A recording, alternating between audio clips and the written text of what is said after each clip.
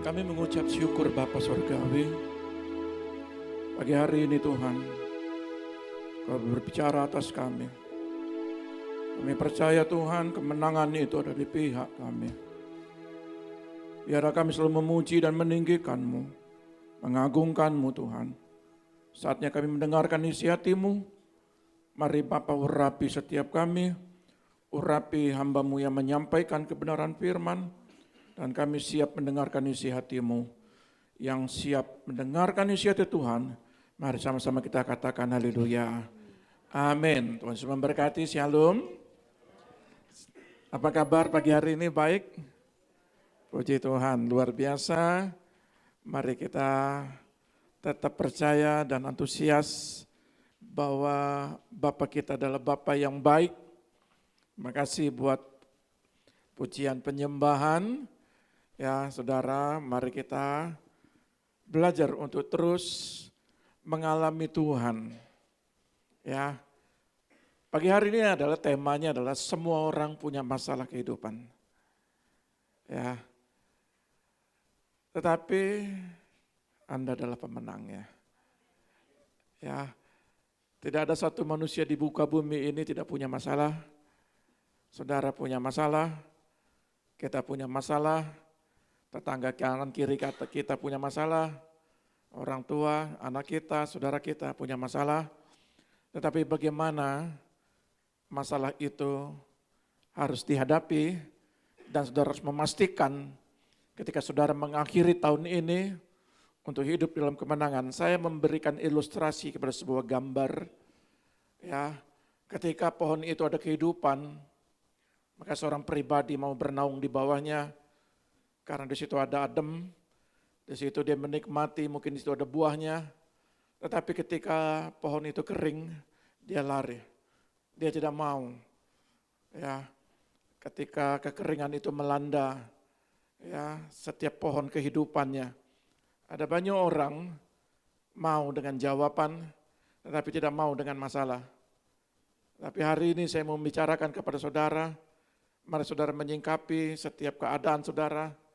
Bagaimana saudara bisa benar-benar menghadapi situasi untuk saudara hidup di dalam kemenangan. Nah, saudara yang terkasih, sekali lagi semua orang punya masalah kehidupan, tetapi kita adalah pemenangnya. Katakan amin. Nah, saudara lihat di dalam kitab Mazmur 6 ayat 7 dan 11. Ayat 7, lesu aku karena mengeluh, setiap malam aku menggenangi tempat tidurku, dengan air mataku membanjiri ranjangku, mataku mengidap karena sakit hati, rabun karena semua lawanku. Menjauhlah daripadaku kamu sekalian yang melakukan kejahatan, sebab Tuhan telah mendengar tangisku, Tuhan telah mendengar permohonanku, Tuhan menerima doaku. Semua musuhku mendapat malu dan sangat terkejut, mereka mundur dan mendapat malu dalam sekejap mata. Nah, saudara lihat, di dalam ayat 7 sampai 11 ini, Mazmur Daud ini, Mazmur yang tulisan Daud, saudara lihat ini ketika dia dikejar-kejar oleh Saul. Ya, Saul menjadi seorang raja, itu juga Daud punya andil untuk memberi keamanan buat Saul. Di dalam dia menjalankan tahta kerajaan. Ketika Daud menghadapi Goliat, Saul lari, artinya Daud yang menghadapi.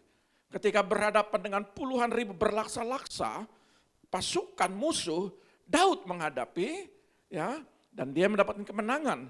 Dan berkali-kali ketika Daud dalam medan perperangan, dia banyak membawa kemenangan. Tetapi ketika dia berhadapan dengan orang yang diurapi, Daud tidak berani menyentuh. Daud belajar untuk menghormati seorang pemimpin. Daud belajar menghormati daripada orang tua, ya kalau boleh dikatakan, ya. Daud belajar untuk tidak mengambil alih walaupun dia diurapi dengan sebagai raja, tetapi dia tidak memotong kompas. Ya, dia punya kesempatan untuk membunuh Saul bahkan sampai 3 kali, tetapi Daud tidak melakukan. Ya, Daud belajar untuk menghadapi ketika orang-orang di sekitarnya, orang-orang yang justru dia yang melindunginya, orang-orang yang justru ya Daud menopang daripada kepimpinannya. Ya, saudara, kemarin saya belajar tentang kepimpinan. Kepimpinan itu bagaimana saya mendengar, saya presentasi kepimpinan seorang menteri namanya Ignatius. Ya, seorang menteri yang sangat luar biasa, dia merombak PT KAI. Di situ bagaimana saya baca, saya dengar di YouTube-nya, kepimpinan seorang pemimpin yang membawa sebuah perubahan ketika karyawannya itu ada tamatan SD, tamatan SMP, di YouTube itu ada SMP dan SMA. SMA-nya sedikit, bahkan sarjananya hanya 200. Tetapi Pak Ignatius Yonan ini, bagaimana dia tampil sebagai seorang pemimpin, ya, dia tidak pernah menyerah, ya, dia membawa sebuah perubahan kepada jajarannya, kepada karyawannya, sangat memberkati, ya. Jadi ketika dia punya masalah, dia meninggalkan rumah, bahkan istrinya, anaknya dia tinggali, dia menyelesaikan masalah yang ada di lapangan. Ketika kereta rusak atau kereta tabrakan, dia ada di situ, bahkan dia tidur di situ bersama karyawan. Dia makan bersama-sama. Seorang pemimpin yang sangat luar biasa, patut dicontoh. Nah, saudara lihat, Daud seorang pemimpin yang patut dicontoh. Ada bagian tertentu dia buat kesalahan. Tetapi Daud mau belajar dari kesalahan dan merombak kesalahan itu. Ya, bahkan kalau kita lihat di dalam YouTube-nya itu, seorang penjaga pintu dengan gaji 1,5 juta. Bayangkan makan apa dengan segitu. Tetapi Ignatius ini bagaimana dia ini merombak seorang yang tamatan SD, penjaga pintu kereta, lalu dia sekolahkan, dia ajar sampai-sampai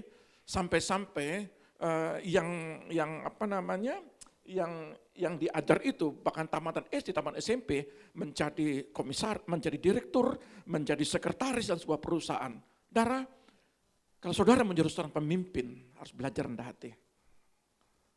Pemimpin apapun, pemimpin perusahaan, pemimpin keluarga, belajar engkau rendah hati. Belajar engkau menghargai. Ya, menghargai di bawahmu, menghargai orang yang mungkin saat ini dalam kehidupannya di bawah standar. Tetapi kehadiranmu itu membawa sebuah senyuman. Kehadiranmu itu membawa sebuah air yang sejuk di tanah kering, tanah yang pecah. Saudara, seperti itu kalau kita menjadi seorang pemimpin Kristen. Ya, maka kalau kita lihat persoalan Daud ini kompleks. Ya, persoalan Daud ini tidak pernah berhenti sejak masa mudanya. Banyak persoalan dihadapi. Menghadapi beruang, menghadapi singa, menghadapi serigala. Dihadapi itu semua dari masa mudanya. Menghadapi Goliat, menghadapi peperangan, menghadapi dikejar-kejar oleh Saul di dalam Mazmur 6 ini. Setelah dia jadi raja, masih lagi menghadapi anaknya. Ya. Setelah menghadapi anaknya yang paling besar, lagi menghadapi adiknya Absalom, dan terus sampai matinya. Tapi saudara bisa belajar di sini, persoalan Daud ini adalah persoalan tubuh dan jiwanya. Dan dia sudah terbiasa dengan tekanan hidup. Dia bisa melewati semuanya itu karena dia membangun rohnya. Saudara, pembelajaran hari ini adalah bagaimana saudara bisa menjadi pemenang. Semua orang punya masalah. Saudara punya masalah, saya punya masalah. Tetapi kalau saudara dipercaya Tuhan Satu hal yang Tuhan mau, bangkitkan spirit rohmu. Bangkitkan semangatmu, bangkitkan rasa antusiasmu, jangan bangkitkan pesimismu, tetapi bangkitkan antusiasmu. Oleh sebab itu, saya tidak semua orang mampu bertahan dalam situasi sulit, tidak semua orang. Bahkan berkali-kali ketika kita di dalam komsel, baik pemimpin, komsel di dalam setiap hari Rabu, ya, bahkan kita terus mengingatkan, menyampaikan motivasi-motivasi, tetapi terkadang saudara punya kurva, diagram, ya, turun naik. Kapan saat saudara kuat, saudara bisa. Tapi kala saudara sudah lemah, ini kita pelajari. Bagaimana Daud menghadapi sebuah situasi. Nah, Daud menghadapi situasi sulit dan tidak semua orang juga menghadapi situasi yang sulit itu. Kalau mau terjadi perubahan yang signifikan dalam setiap jalan hidup kita, maka ada hal-hal yang kita bisa pelajari dari Daud. Dari Mazmur pasal 6 ini ada hal yang bagus sekali yang kita bisa pelajari. Ya, dari lihat Daud mengambil langkah untuk tidak tenggelam dalam dengan masalah, tetapi dia berusaha membangkitkan rohnya untuk terus terkoneksi dengan Tuhan. Ya, ini kembali berpulang kepada saudara, apakah masalah itu nyaman di dalam kehidupan saudara? Apakah saudara membiarkan masalah itu, lalu saudara seperti pelajaran kemarin, saudara berusaha mencari sebuah kesibukan untuk menyelesaikan masalah saudara dengan cara saudara makan, dengan saudara cari minuman kopi. Ya, di kota ini banyak istilahnya kafe-kafe yang menyajikan kopi dengan berbagai macam merek. Ya, mungkin saudara menyelesaikan masalah saudara dengan nonton yang mungkin saudara di bioskop. Saya baru sekali nonton selama ini, itu pun nonton tentang Abraham. Ya, tapi saudara lihat, ada banyak orang ingin menyibukkan dirinya, ya, membangun daripada kejiwaannya, ya, dengan sarana-sarana media untuk mengobati. Tetapi masalahnya tidak pernah selesai. Dan masalahnya terus silih berganti. Saudara lihat, mari kita lihat pelajaran pertama. Bagaimana tentang Mazmur 6 ini. Semua orang punya masalah kehidupan. Aku dalam bahasa yang lain, Alkitab yang terbuka, AYT. Aku bersusah payah karena keluh kesahku. Sepanjang malam aku mengenangi alas tidurku. Aku membanjiri tempat tidurku dengan air mata. Kata lesu ini saya dapat di Yagah. Yagah itu bersusah-susah, kau hasilkan dengan bersusah-susah melelahkan. Makanya selalu saya katakan, kalau saudara hanya mengandalkan intelektual, mengandalkan uangmu, mengandalkan manajemenmu, mengandalkan modalmu, mengandalkan kepintaranmu, Yagah. Saudara akan, karena kitab Kejadian berkata, ketika Adam dan Hawa jatuh dalam dosa, dengan berpeluh engkau akan mengerjakan ladangmu. Ya, bahkan di situ ada semak duri. Jadi kalau saudara tidak mengandalkan Tuhan, ya saudara mampu.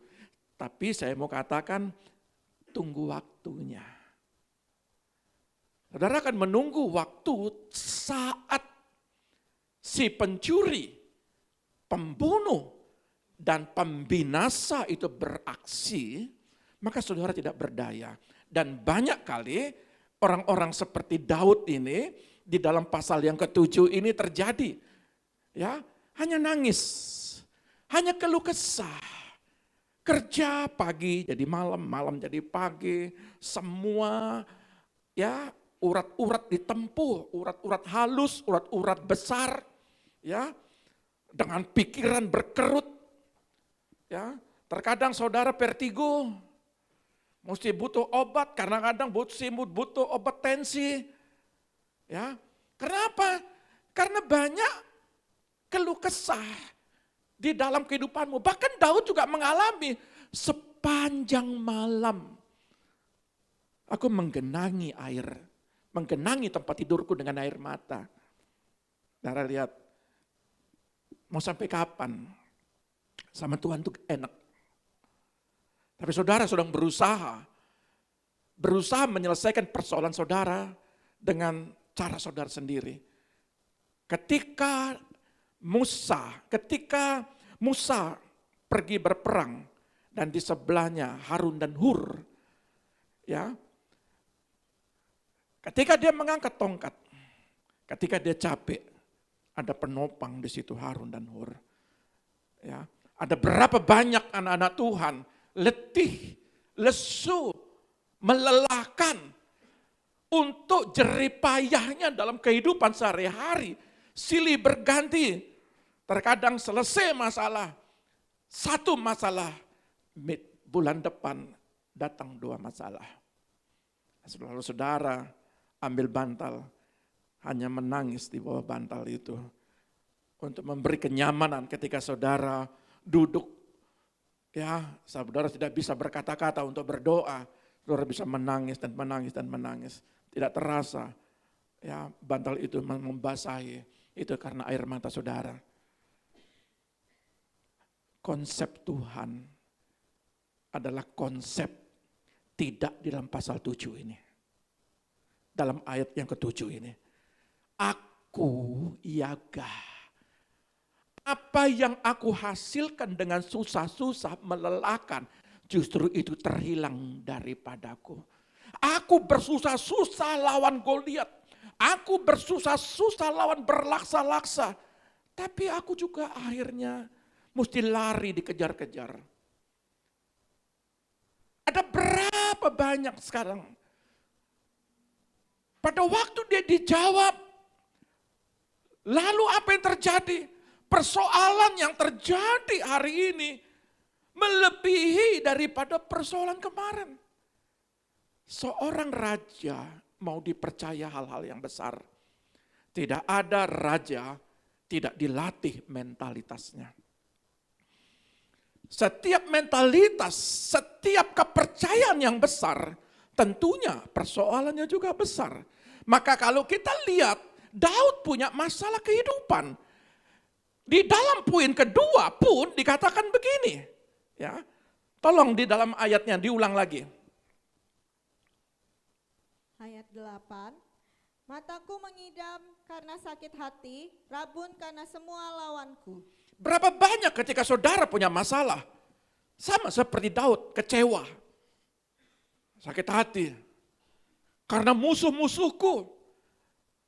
Apalagi kalau saudara sudah kerja, dari pagi sampai malam, kumpuli 1 bulan, tiba-tiba saudara salah investasi, ya, lalu hilang. Apa yang saudara kumpulkan dengan bersusah payah, dengan melelahkan, tiba-tiba belalang menggerogoti, mengambil. Bahkan kalau dalam kitab Yoel itu, sampai pohonnya itu dibuntung kepalanya itu, ya, bahkan dikulitin. 4 belalang ini bukan sekedar memberikan kehidupan, sampai akar-akarnya dikasih habis. Dan tidak ada kehidupan, sama seperti gambar itu. Ada pohon, ada buah, tiba-tiba belalang menghabiskan dalam waktu sekejap. Berapa banyak dari kita sekarang? Ada banyak kehilangan dalam diri kita. Mataku membengkak oleh karena kesedihan. Terus mengasihani diri sendiri. Rabun oleh karena semua musuhku. Dia sudah tidak bisa melihat kebaikan. Yang dia lihat itu dirugikan, yang dilihat itu dihakimi, yang dia lihat itu dijelekkan, yang dia lihat itu dicaci maki. Itu dia katakan sampai mataku rabun. Karena apa? Karena semua musuh-musuhku. Yang paling berat itu musuh dari dalam. Ada berapa banyak di tengah-tengah keluarga, musuh yang paling terdekat adalah mungkin itu datangnya dari anak, mungkin itu datang dari saudara, mungkin itu datang dari suami atau istri. Dan saudara, setelah saudara memiliki anak 3 dan 4, saya sudah tidak cocok. Karena apa? Karena dia menggerogoti apa yang kumiliki. Saudara, kalau perhatikan, mataku membengkak oleh karena kesedihan. Artinya, apa yang menjadi musuhmu hari ini? Apa? Persoalan rumah tangga? Pekerjaan? Cobalah, kalau saudara lihat konsepnya daripada Daud ini. Intinya Daud itu jadi raja. Matinya Daud, saudara boleh cek di Alkitab. Matinya Daud dalam posisi jadi raja. Dan di situ dia menentukan untuk mewariskan kerajaannya kepada Salomo. Mati masih menjadi raja. Saudara lihat, ada persoalan rumah tangga yang terjadi pekerjaan. Orang mati mesti terjun dari lantai 17. Tidak sanggup. Terlalu banyaknya tekanan hidup. Saya kasih rumus buat saudara. Sekali lagi. Coba saudara bersandar dengan apa yang ada. Coba saudara belajar untuk mencari solusi kepada Tuhan. Ada banyak orang ingin membuat solusi demi solusi untuk tantangan ke depan, baik pekerjaannya. Persoalan rumah tangga, kemarin saya sudah bicara sama anak muda. Saudara lihat mutiara, saya bilang sama anak muda, mutiara mana asli, mana tidak. Kalau yang asli saudara gigit, gigimu rompal. Yang asli, susah digigit. Tapi mutiara yang palsu, digigit itu langsung dia berbekas. Ya, itu mutiara. Saudara bisa tahu mana asli, mana enggak. Anak-anak muda jangan salah lihat, jangan hanya lihat kulit luar. Jangan hanya lihat kulit luar, pastikan. Karena itu, saya mau katakan masalah rumah tangga ini, kalau sudah masih muda, ringan tangan, sampai di situ saja. Jangan paksakan. Cinta itu 6 bulan. Setelah itu, udah kelihatan itu nanti. Paling bagus adalah takut akan Tuhan. Takut Tuhan saja bisa keselio. Bisa terkilir. Apalagi tidak takut Tuhan. ANTK air mata. Ya. Jadi masalah rumah tangga, apa yang menjadi musuhmu hari ini? Masa depan, pekerjaan. Ada banyak orang kehilangan pekerjaan. Sudah ada di atas, tiba-tiba turun, terjun bebas. Ada banyak orang omsetnya sudah naik, tiba-tiba terjun bebas. Itu musuh terbesarmu kah? Sampai kau menangis. Tuhan, kenapa begini Tuhan? Coba saya dengar Tuhan, kata Pak Pendeta. Coba saya dengar Tuhan. Bagaimana firman yang keras sudah diberitakan. Tapi terkadang nasi sudah jadi bubur. Tetapi saya mau katakan, kalaupun bubur, masih bisa ada bubur Manado.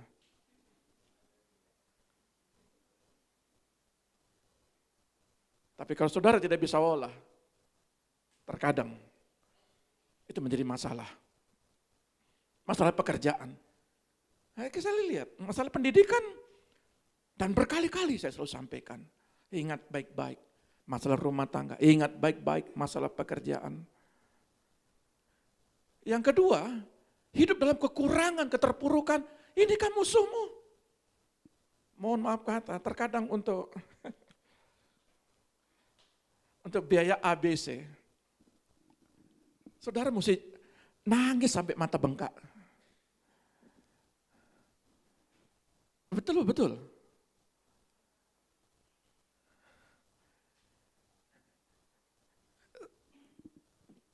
Kata yang paling bagus, saya kuranginlah kata-kata yang agak tajam. Hidup dalam kemiskinan maksudnya. Hidup dalam kekurangan. Saudara banting tulang.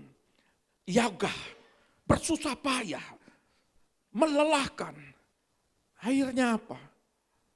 Hanya untuk biaya operasional rumah tanggamu. Lalu saudara menangis di situ minta pertolongan Tuhan. Daud pernah makan enak. Dia seorang panglima. Pada waktu dia ngalahkan Goliat, dia lulukan. Mungkin ada orang Daud, biasa gitu namanya pemimpin. Biasa itu kalau orang penting. Enggak minta dikasih.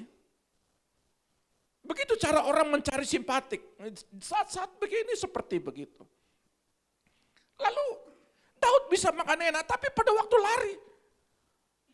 Dikejar-kejar, makan mesti minta bantuan. Kalau pernah saya lihat nanti suatu kala saya akan bagikan. Ya, ketika Daud minta bulu domba. Ketika dia panen daripada bulu domba yang sudah gemuk. Daud begitu marahnya ketika tidak dikasih. Artinya Daud punya persoalan, masalah kehidupan, khususnya masalah makan dan minumnya. Tapi seringkali kita hidup dalam kekurangan ini menjadi masalah terbesar. Anak sekolah, karyawan, kita mesti gaji karyawan, kita mesti biayai lagi biaya kesehatan. Ada banyak sekali masalah. Apakah itu menjadi musuhmu? Sehingga engkau membuat matamu bengkak untuk menangiskan. Lalu yang ketiga, penyakit kronis. Ada banyak orang mengalami penyakit. Musuh terbesarnya penyakit, dia berjuang. Sama seperti di dalam Alkitab. Ketika dia besok mau mati. Lalu diberi umur panjang 15 tahun lagi.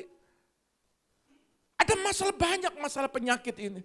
Terkadang ketika sudah berhadapan dengan penyakit stadium 4, stadium 3, stadium 4, di situ mereka berjuang dengan masalah penyakit ini. Lalu dia menangis.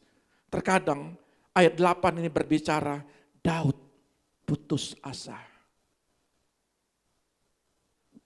Kenapa dikatakan dia putus asa? Karena kita melihat ayatnya, mataku membengkak oleh karena kesedihan. Rabun aku oleh karena semua musuhku. Jadi dia menyalahkan musuh pada waktu ayat ke-8. Saya teringat di dalam Bethesda. Saudara lihat, Bethesda ini menjadi inspirasi buat kita. Tolong Yohanes 5 ayat 5 dulu. Yohanes 5 ayat 5. Di situ ada seorang yang sudah 38 tahun lamanya sakit. Dia sakit lumpuh. 38 tahun. Ayat yang ke-6. Ayat 6. Ketika Yesus melihat orang itu berbaring di situ, dan karena ia tahu bahwa ia telah lama dalam keadaan itu, berkatalah ia kepadanya, maukah engkau sembuh? Mau enggak kamu sembuh? Ada berapa banyak Yesus lewat di Bethesda, menghampiri saudara, mau enggak kamu dipulihkan? Mau enggak kamu mengalami sebuah perubahan? Mau enggak kamu mengalami kemenangan? Kata maukah engkau sembuh? Saya mendapatkan sebuah pengertian begini. Ya. Dengan kata lain, maukah engkau berdiri dan melawan musuh terbesarmu? Mau enggak? Yesus menawarkan itu kepada saudara dan banyak kali. Apa yang saudara jawab? Apa yang orang lumpuh ini jawab? Penting untuk diketahui Tuhan berbicara terlebih dahulu dengan roh orang itu sebelum berbicara kepada tubuhnya. Mau enggak kamu sembuh? Tuhan menyampaikan kata-kata. Terkadang Tuhan menyampaikan kata-kata lewat hati nuranimu. Hari-hari ini saya takut untuk hati nurani saya itu tumpul bahkan mati.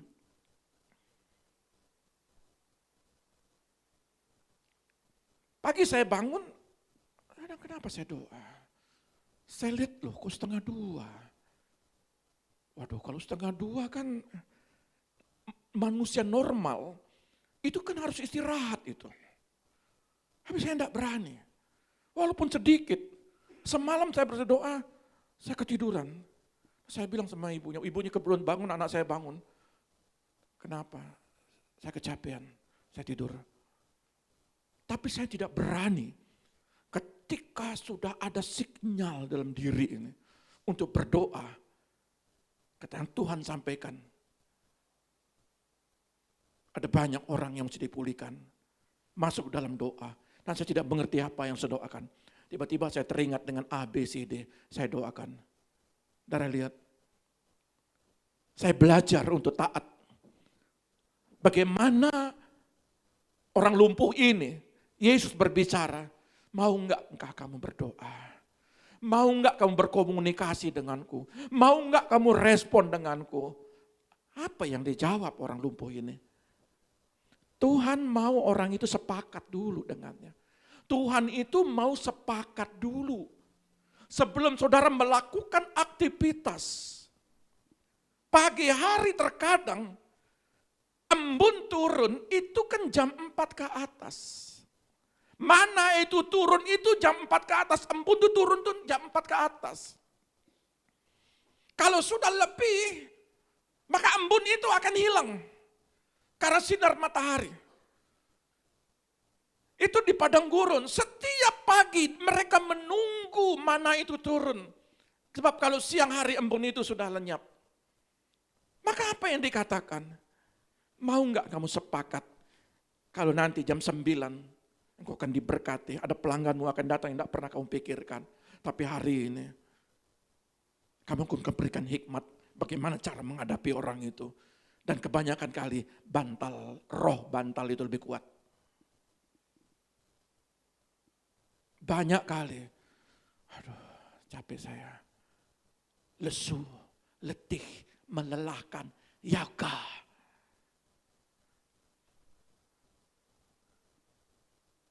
Tuhan mau sepakat dulu dengan rohmu.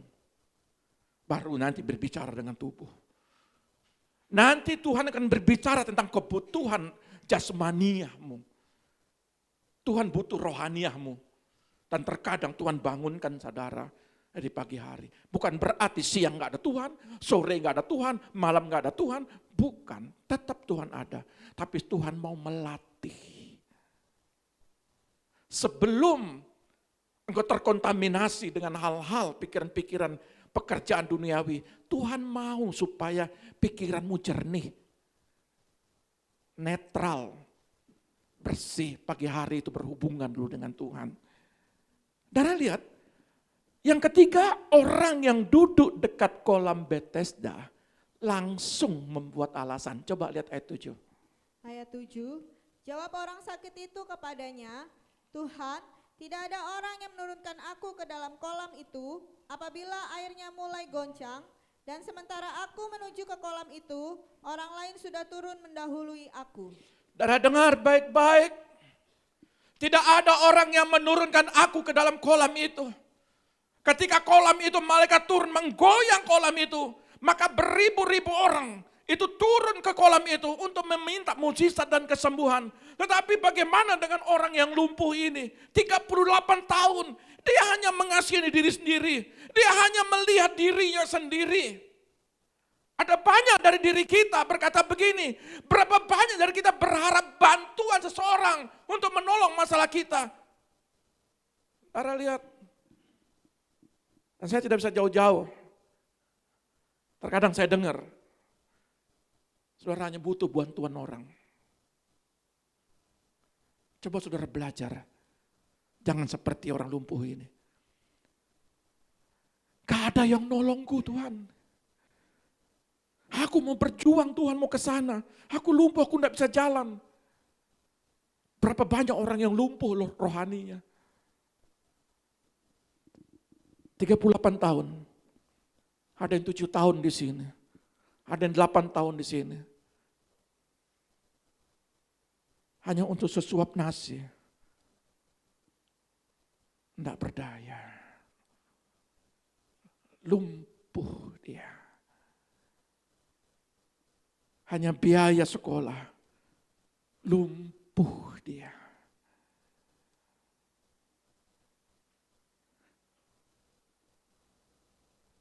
Sementara aku menuju ke kolam itu, orang lain sudah turun mendahului aku. Orang lain mau berjuang supaya mereka mengalami perubahan hidup. Kita sering kali ketinggalan kairos. Kita sering sekali pasrah.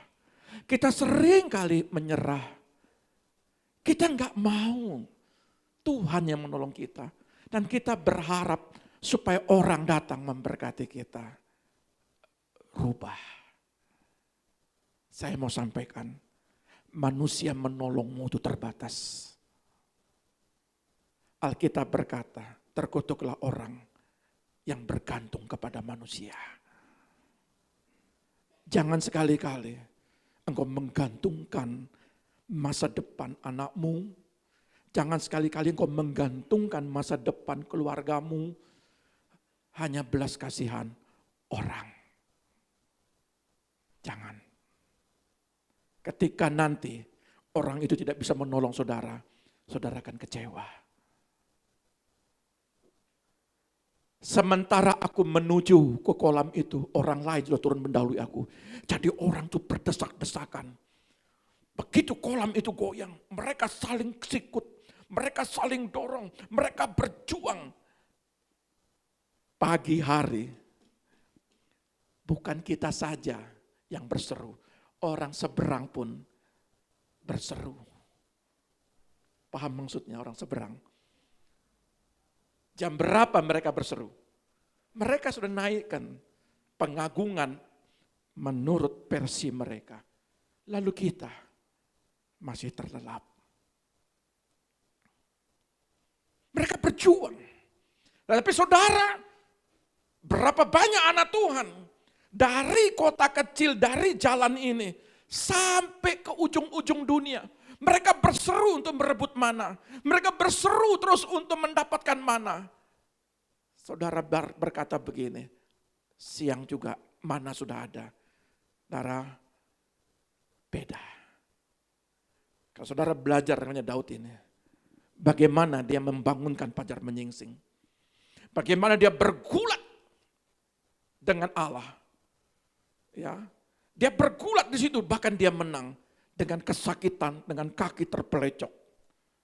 Dia ingin meminta berkat. Dan banyak sekali ketika ketinggalan kairos. Saudara lihat, Yesus tidak mau menjawab kata-kata yang pantas untuk dijawab. Yesus tidak mau. Banyak kali orang itu mengasihi diri sendiri, bahkan orang lumpuh ini berkata, Tuhan, siapa yang bisa menolongku Tuhan? Tolong Tuhan, kirim Tuhan. Apa yang Yesus mau lakukan kepada? Coba ayat 8. Ayat 8, kata Yesus kepadanya, bangunlah, angkatlah tilammu dan berjalanlah. Saudara lihat, Yesus mau masuk dalam pokok persoalan. Satu-satunya cara untuk kita mengalami perubahan hidup, bangunlah kesepakatan dengannya dan bertindaklah dalam iman. Langsung kepada pokok persoalan. Dia langsung menyentuh persoalannya. Yesus punya belas kasihan. Artinya, apapun persoalan Daud, apapun persoalanmu, ketika saudara berseru, dia mendengar. Makanya dikatakan begini, jangan sekali-kali kita melewatkan kairos Tuhan. Konsekuensinya, kita akan mengalami kemunduran bertahun-tahun. Coba lihat saudara perhatikan. Ketika saudara mau dijawab, tiba-tiba saudara digedor hati saudara, diinjak-injak perasaan saudara. Terkadang saudara merasa terhakimi di situ. Ciri-ciri itu adalah ciri-ciri saudara akan mendapatkan pertolongan Tuhan, kairos Tuhan. Karena iblis tidak mau supaya saudara itu ada masalah sukacita.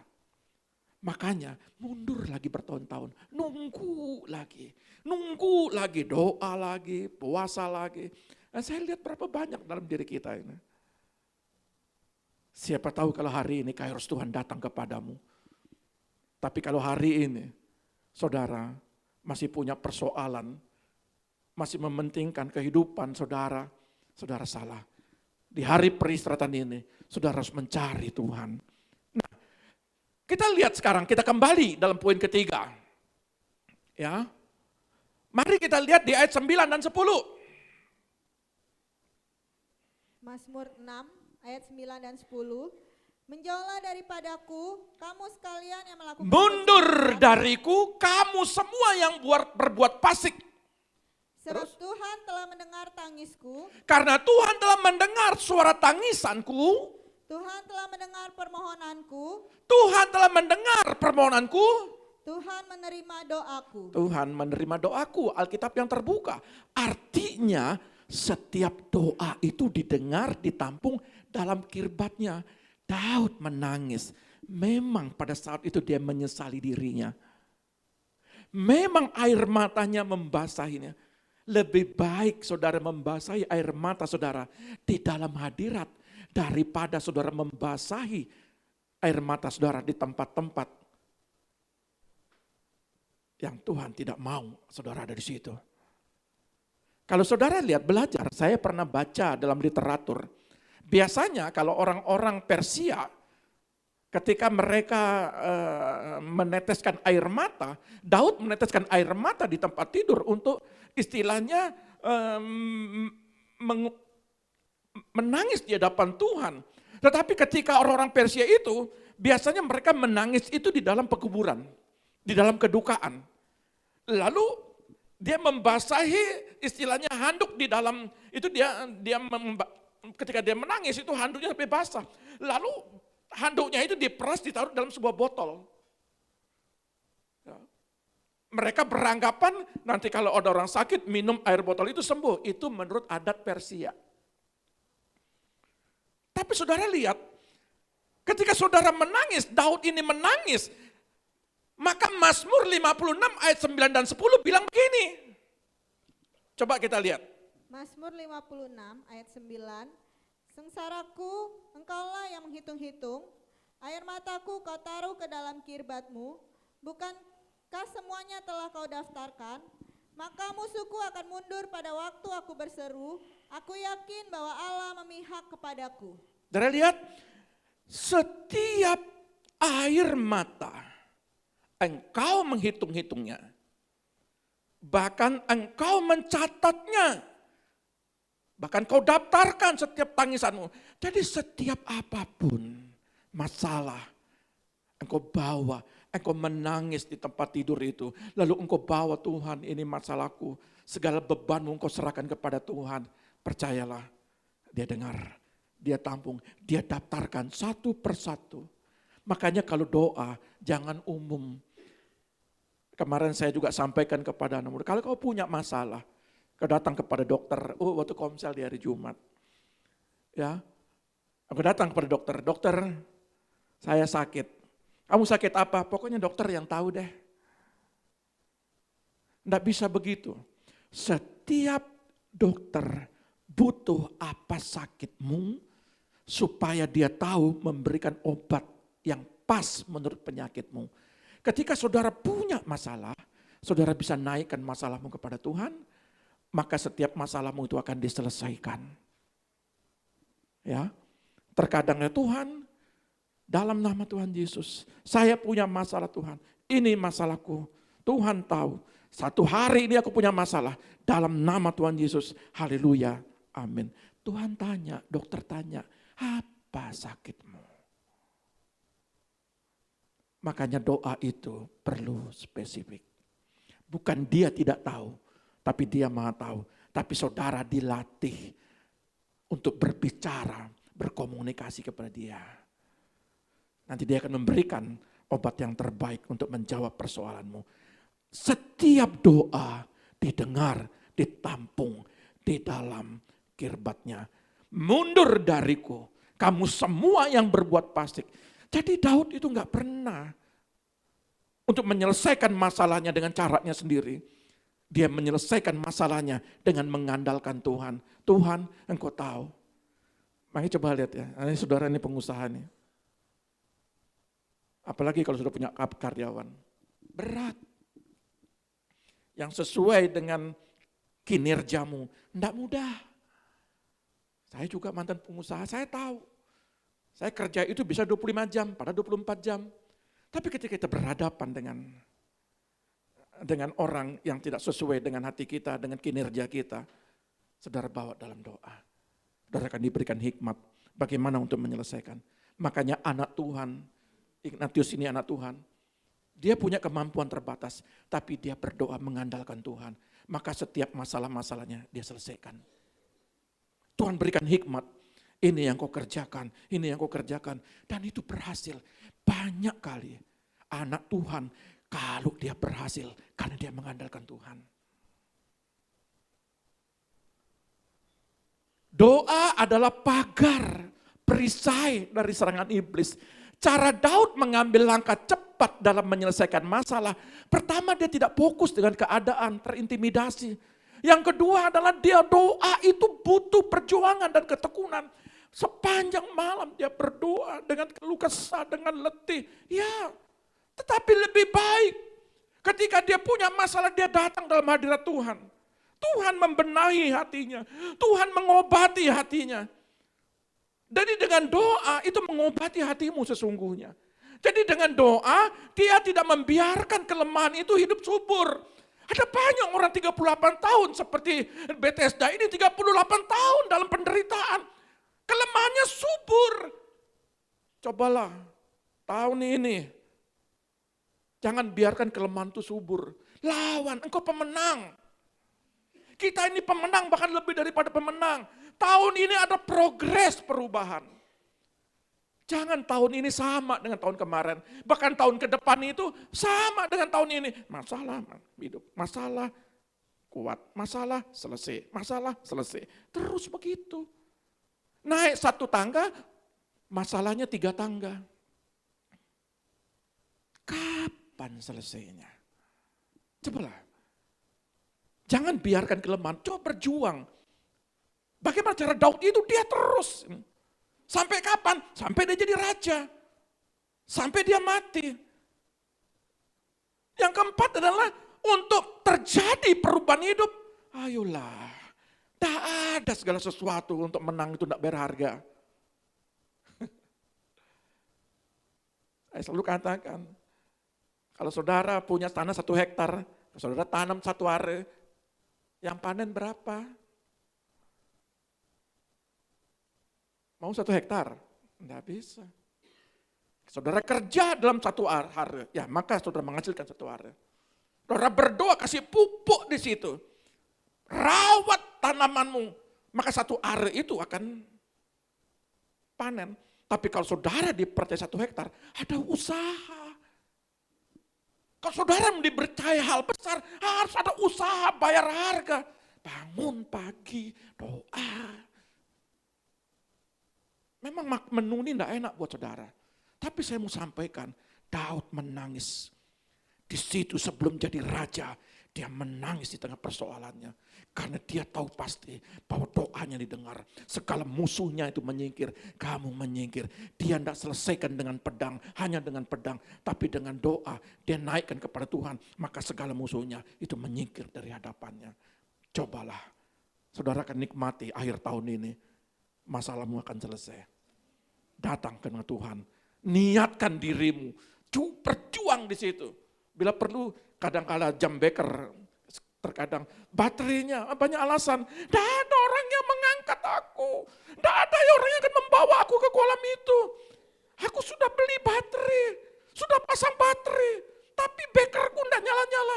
Iya, baterai yang sudah lama. Tidak diganti. Kadang kita datang kepada Tuhan, terlalu banyak alasan. Ya, tajam ya. Mau diberkati? Agak tajam sedikit. Amin. Berseru kepadanya membawa perubahan. Dari lihat ayat ke-11. Kiranya semua musuhku menjadi malu dan amat terkejut. Kiranya mereka berbalik dan seketika menjadi malu. Alkitab yang terbuka. Percayalah hanya doa yang bisa, saudara lihat, mengalahkan siasat iblis. Hanya doa yang bisa memutar balikkan keadaan. Pohon yang kering, dia punya akar, maka dia akan tunas. Tebang pohon itu. Pohon yang kering ketika sudah tidak ada lagi daun-daunnya, tebang. Selama masih ada akar, dia akan tumbuh tunas. Selama ada firman hidup dalam dirimu, tidak ada sesuatu yang mustahil bagi Tuhan. Dia akan menghidupkan apa yang tidak ada daripada kehidupanmu. Dan percayalah, setiap saudara berdoa, dia akan membalikkan keadaan. Dia memberikan hikmat untuk menyelesaikan masalahmu. Bahkan dia membawa hidupmu dalam kemenangan. Makanya tema kita, tahun ini engkau adalah pemenang. Mari kau datang kepada Tuhan. Bersepakatlah dengannya, supaya seruan membawa perubahan. Berani bayar harga, saya buat kesimpulan. Berdoa untuk mengalami perubahan. Yang kedua, tidak bertahan dalam kelemahan. Yang ketiga, miliki iman yang kokoh. Yang keempat, konsisten dalam kesetiaan dan ketaatan. Tidak perlu jam beker. Kalau saudara betul-betul setia dalam jam doa, Tuhan sendiri yang bangunkan saudara. Dan saya sering, tiap hari tidak pernah bolong. Saya duduk. Mau doa apa, mau tidak ada doa tentang apa, saya duduk. Saya berdoa, Tuhan kasih hikmat, doakan keluarga ini, doakan rumah tangga ini, doakan usaha ini. Karena saudara setia. Berdoalah buat anak-anakmu, berdoalah buat keluargamu, berdoalah buat masa depanmu, berdoalah buat kesehatanmu, berdoalah buat apa yang kau doakan sampai hari ini. Tuhan Yesus memberkati. Nyanyi dan